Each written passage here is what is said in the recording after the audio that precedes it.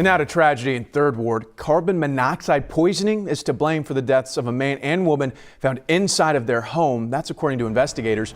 Janelle Ford is live outside of that house on Burkett Street. Janelle, the two had just moved in. Yeah, Xavier, investigators say this was their new home and they hadn't lived here at all.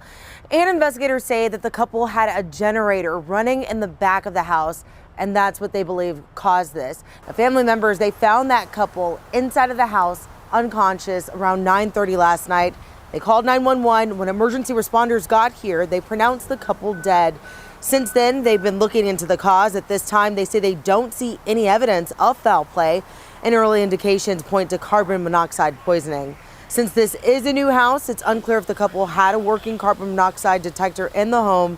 This morning, you can see investigators have cleared out of here. Right now, police tell me that they're waiting on an autopsy by the medical examiner to determine if carbon monoxide poisoning was in fact the cause of death. That'll determine if this is ruled an accident or if they're going to have to do some sort of investigation to figure out if there was any foul play. Sending it back to you guys in the studio. All right, Janelle, it's just so scary. Thank you.